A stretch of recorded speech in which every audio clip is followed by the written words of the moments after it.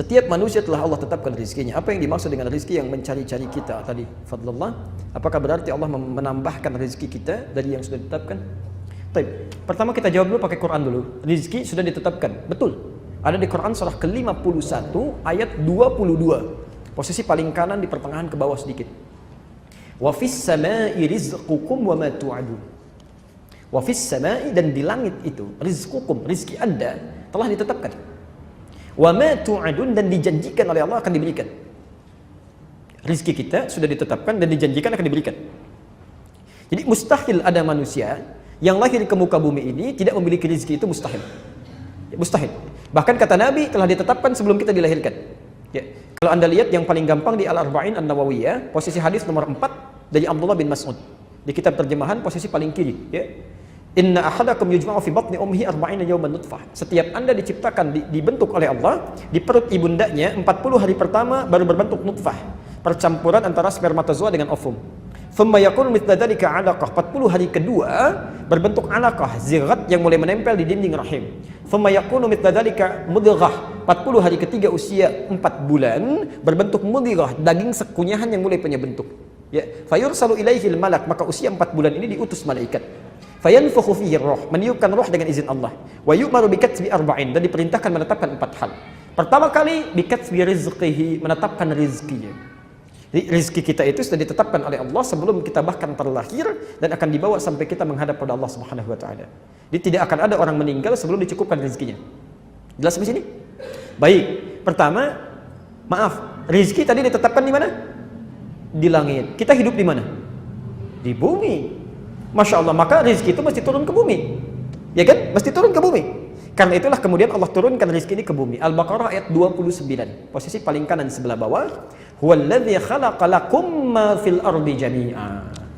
Dan kemudian Allah ciptakan, jadikan untuk kamu semua yang ada di bumi untuk kamu.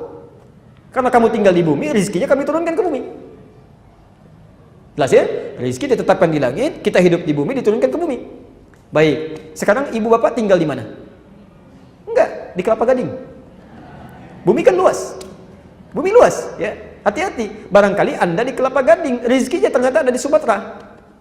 Ya, rizki Anda turun di Sumatera, maka Anda kan harus berangkat, ya. Kerja dapetin itu, ya. Di Kelapa Gading pun masih luas. Ya, tinggal di Istiqamah, rizkinya di mall misalnya kan, dekat mall sana. Maka kan harus berangkat kan? Harus kerja, harus beraktivitas. Maka turun Quran surah kedua Al-Baqarah ayat 168, posisi paling kanan sebelah bawah, ketentuan umum. Ya ayyuhan nasu, hei manusia, kulu mimma fil ardi halalan thayyiba. Silahkan Anda bekerja, beraktivitas untuk cari makan itu. Ini bahasa kiasan, kinayah kalau dalam bahasa Arab. Meminjam satu kata pas prototo untuk mewakili yang lainnya. Bapak kan ditanya, Pak mau kemana? Mencari sesuap nasi. Ya, padahal nggak sesuap kan? Anda cari untuk di rumah, untuk pakaian, untuk macam-macam. Ini bahasa Quran asalnya. Ya. Kulu mimma fil ardi, silahkan cari makan di muka bumi. Silahkan bekerja, aktivitas. Silahkan cari. Ya. Jadi pertama, rizki itu menuntut pencarian. Dan itu ditetapkan oleh Allah kepada seluruh manusia. Hukum Allah berlaku di bumi. Sunnatullahi fil kaun. Jadi maaf. Rizki itu pertama terkait dengan ikhtiar kita.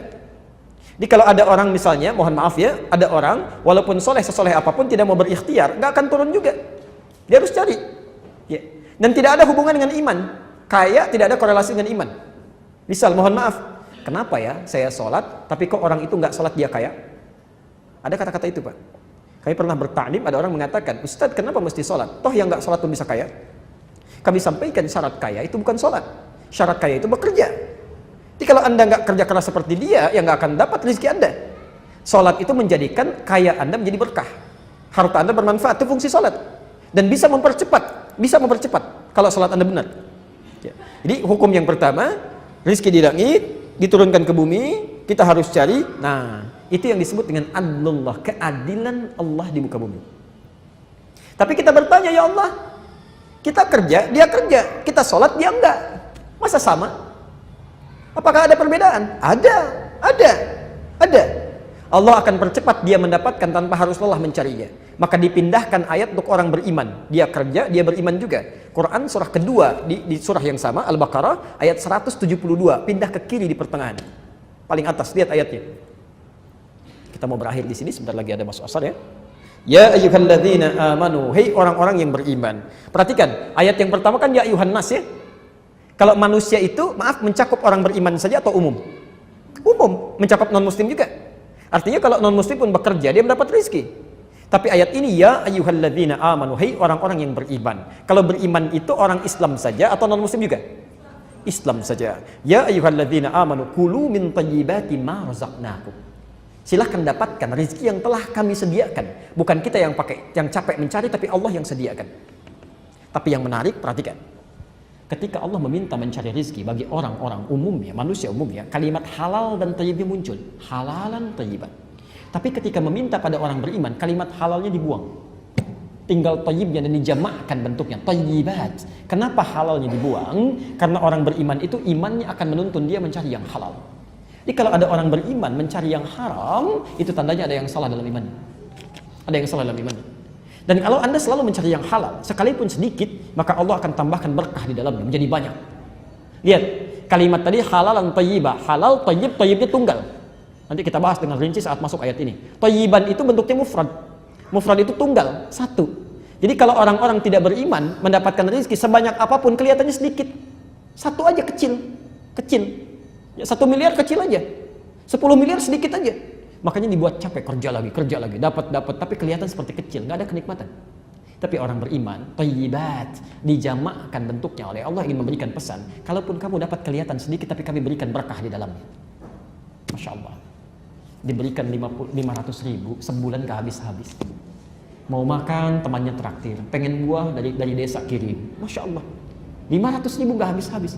Orang 50 juta 3 hari habis.